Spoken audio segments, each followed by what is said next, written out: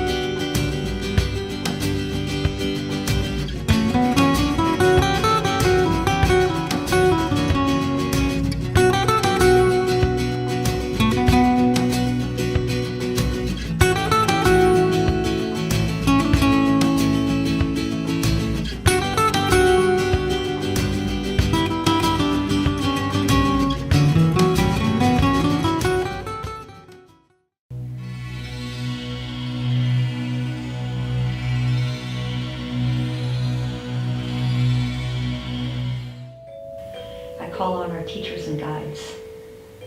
I call on the archangels and I ask that an orb of crystalline light wrap around us for our protection and safety. May this session be for Amanda's highest good. And may we both leave here feeling more full of love, light, and joy than when we walked in.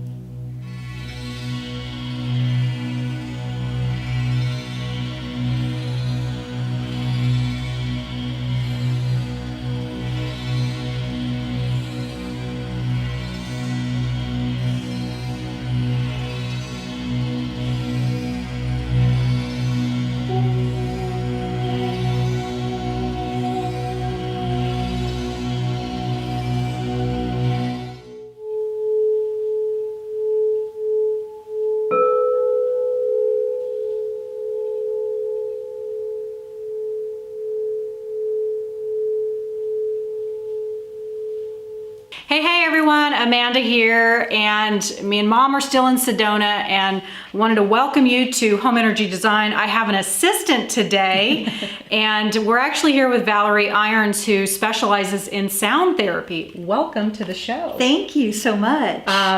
What is my assistant's name? I've already forgotten. Sita. Sita is our assistant today, and you can see she's dressed up for the occasion, which is pretty cool.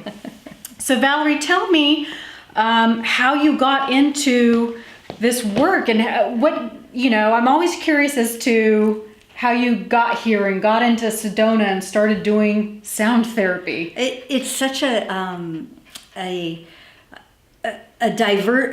a different path than what I thought I was going on. I came to Sedona in 2001. I had some friends who lived here, and I had been coming every 3 months or so to visit. And then I had an epiphany on the mountaintop with God, and I got the joke of the rat race. And I laughed and laughed and laughed for about half an hour and realized that I needed to move here. And so I came. There's a little bit more to the story, but we don't need to go into that. I was making art at the time. And so I came and I was making paintings and sculptures and things of that nature. And in about 2006 or 7, I had a psychic tell me that sound healing was very important to me. That's all she said. And I never really thought about it. I thought, well, that's kind of weird because it's not at all part of what I'm doing. And did you know what it was? Yes. You did? Okay. Yes, I did at that time. Because here in Sedona, there's so many different healers and healing modalities that we were exposed to that. So in about 2008, I had a huge thing happen, a heart opening happen with mantra. And it completely brought me to my knees. And I also, at that same time, was opening up my voice using a crystal bowl, And I loved it. And I would just sit and connect with Source. It was a very, very deep place that I would go when I was playing the crystal bowl. And I experienced the bed that I have, the Soundwave bed, in about 2011. And within 1 minute of being on that bed, I knew that that's what I wanted to do. Wow. Yes. So she was right. She was right. I had no idea. And I think back on my childhood, and my brothers used to have a band, and they were about 7 and 9 years older than me, and their equipment was set up in the living room for days and days on end, and I had put a pillow in my brother's bass drum, and I would sit in the drum during their rehearsals. And so when I think back on it, that vibration has always been very important to me. And love the vibration of the sound coming through. I know that the frequencies work without really feeling the vibration, but something about the vibration on the physical body for me has been very important. So tell us a little bit about what exactly sound therapy is. Okay. And some of the benefits that it does for us when we experience it. Sure. Sound therapy works with the different organs and chakras, and everything that you play has a different note, and the chakras all have different notes, and the glands have different notes. And so when you're playing that sound, the frequencies come through and they will kind of push out any dissonant frequencies that are in your body. So this is why we feel better when we listen to music that we love. But on a scientific level, it's actually working with your organs and your chakras and everything, and it's pushing out things that are dissonant. And so it makes us feel better. So we have energy systems. I always call it our Wi-Fi, but Yeah. emotional body, physical, astral, Yes. all that. Yes. So what does the sound therapy do to our Wi-Fi system, so to speak? Oh, it cleans it up. It's kind of like going through a soul wash, like a car wash, but a soul wash. So people generally feel better. They feel clearer. They may travel and get insights on what they need to do next. They have visions. And it's a general overall sense of well-being. Your emotional body gets cleared. Your mental body can get cleared. I know that for a lot of people it's very difficult to meditate, but being able to listen to the sound can sometimes help them focus and carry through to the end of the sound. So it can be very beneficial in that way too. Why do we tend to, I've worked with practitioners on the emotional and more of the etheric bodies, but why do we tend to hold so much gunk out there? Oh gosh, there are so many reasons. So many variables. Sometimes we are feeling other people's gunk. Yeah. So true. And sometimes we're feeling the collective gunk. And Earth too. Earth is changing. Everything is changing, and I think that we need to spend years gathering tools that help, and different tools for different people that help release that gunk. Yeah.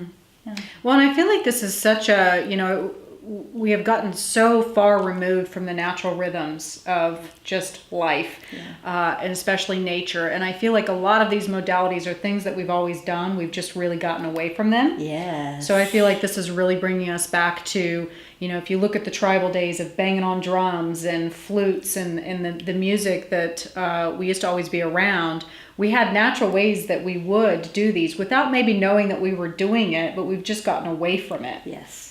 Yes. So when people do this, is it something that they should do frequently? Will they have a session once and experience amazing things, or what does that usually look like for someone? It depends on the person. I've had people come weekly when they're visiting in Sedona and here for a long stay. I've had people come weekly. I have people who live in Sedona who come every few months.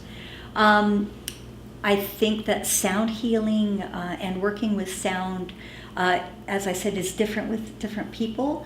And some people really react very powerfully to sound healing, and they're the ones who are going to want to go out and find group sound healings and sound baths and whatnot to go to more often. I think it can be very beneficial for everybody, but some people resonate with it more than others. Now you're, full-blown sound therapist and doing this regularly. What's that been like for you, being told by this intuitive that this is what you were going to do, and you thinking, I don't know, and now you're in it. How's your life changed since you've been doing it? Oh, it's amazing. It's amazing. I have been able to connect with Source in a new way, trusting, listening to the guidance of which instrument to pick up and play next without allowing my mind to get into it. I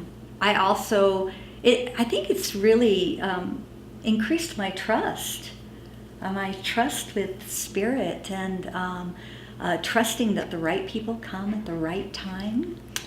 And I'm actually very, very blown away by the experiences people are having. Awesome. When they share with me afterwards. It's really astounding, because for me, I'm just playing music. And sometimes I see sacred geometry. I get images of sacred geometry. Like Donna Eden. Does she? Yeah, that's just boom, boom, boom, boom, boom, flashes in my mind's eye.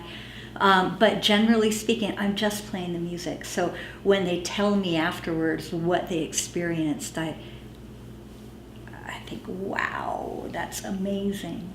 So when you're seeing things, what does that typically mean for the person? Is it something that you're picking up on them, or that they're releasing, or I believe sometimes I've heard that it's something that they're releasing. Sometimes I've heard that it's something that they're receiving. Oh. Yes. Interesting. Yeah. So do you know how to interpret that, or it's just you're simply a conduit? This is also something that is still a learning practice. I am a conduit. I'm just the conduit, but I hear usually what it's about. I'll hear. There have been a lot of women coming in who've had sexual trauma, and there's some releasing happening in the womb, and I will hear that that's what's happening, and so that I can play the instruments according to that. So is that when you were, I'm curious if you could take us through just kind of and we're going to go back and take a look at the treatment room and see what this looks like, but is it, you had mentioned earlier that it is, there's some variables that are involved depending on the person. So is it more of just you're being intuitive as to what they need and what it looks like for them and what to do based on, the person that's in front of you? Yeah, I have a general pattern that I like to do. I usually start with the higher chakras and bring people down into their body and end with the lower chakras. And that's my general pattern. But often I will hear what instrument to play next, and sometimes it's completely outside of that general pattern, and I'll hear that I need to play the drums first because the person needs to be more in their body to begin the session. And I don't play every instrument for every person.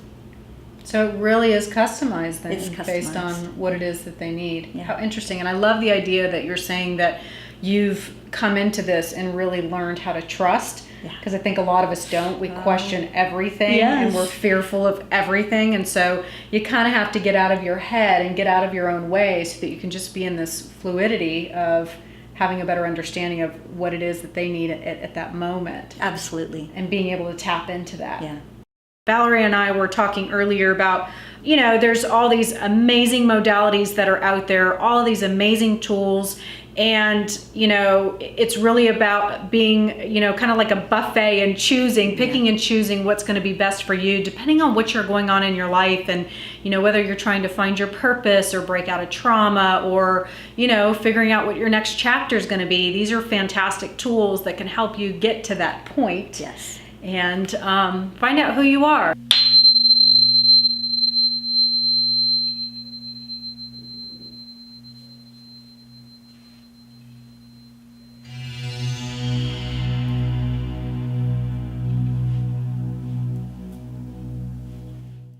So thanks everyone for joining us today. This is Amanda Gates. I'd like to thank Valerie for coming on the show. And Valerie, if people want to find you, where do they go?